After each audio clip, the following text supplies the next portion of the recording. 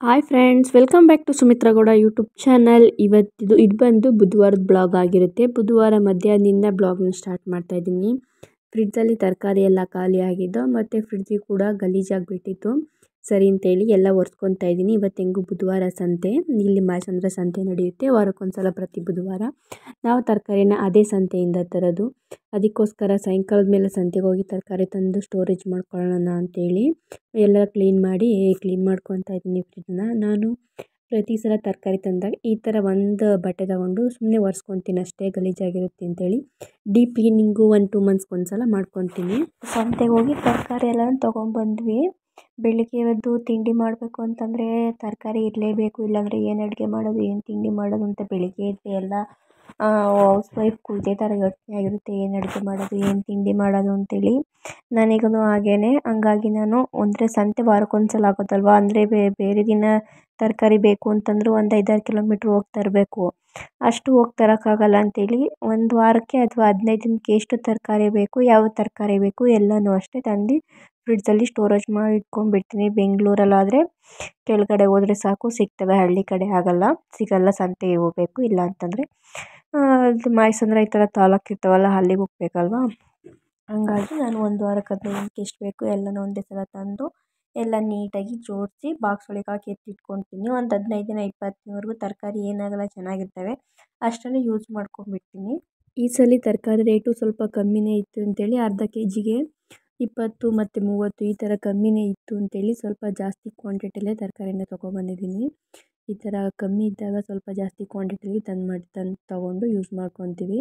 ಕೆಲವೊಂದು ಸಲ ಅರ್ಧ ಕೆಜಿಗೆ 40, ಕೆಜಿ 80 ಈ ಥರ ಆಗಿರುತ್ತೆ.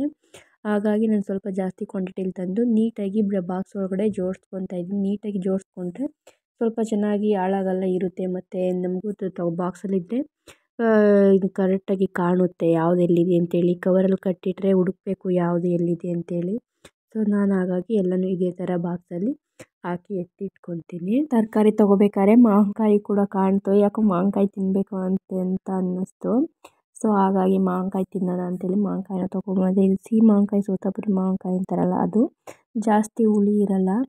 ಉಪ್ಪು ಖಾರ ಎರಡು ಮಿಕ್ಸ್ ಮಾಡಿಕೊಂಡು ನೀಟಾಗಿ ಕುಯ್ಕೊಂಡು ತಿಂದರೆ ಚೆನ್ನಾಗಿರುತ್ತೆ ಅಂತೇಳಿ 20 ರೂಪಾಯಿಗೆ 3 ಅಂತ ಸೇಲ್ ಮಾಡ್ತಿದ್ರು. ಸೊ ಹಾಗಾಗಿ ಮಾವಿನಕಾಯಿನೂ ಕೂಡ ತೊಗೊಬಂದೆ.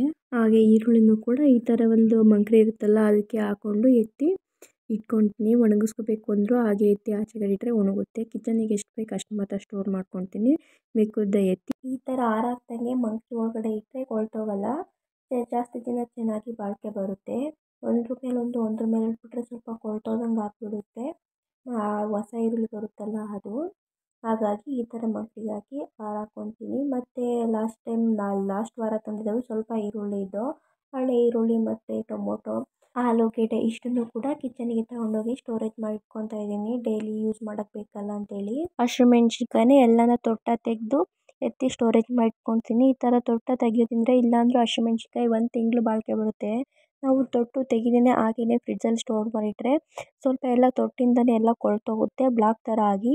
ಹಾಗಾಗಿ ಈ ಥರ ತೆಗೆದಿಟ್ಟರೆ 1 ತಿಂಗಳೆಲ್ಲ ಬಾಳಿಕೆ ಬರುತ್ತೆ ಹಸಿಮೆಣ್ಸಿನ್ಕಾಯಿ. ಕೊತ್ತಂಬರಿ ಎಲ್ಲನ ಸೋಸ್ಕೊಂಡು ಕೆಳಗಡೆ ಒಂದು ಕಾಟನ್ ಬಟ್ಟೆನೇ ಹಾಕಿ ಅದ್ರ ಮೇಲೆ ಕೊತ್ತಂಬರಿನ ಹಾಕಿ ಮತ್ತು ಕಾಟನ್ ಬಟ್ಟೆನ ಫೋಲ್ಡ್ ಮಾಡಿ ಇಡ್ತೀನಿ.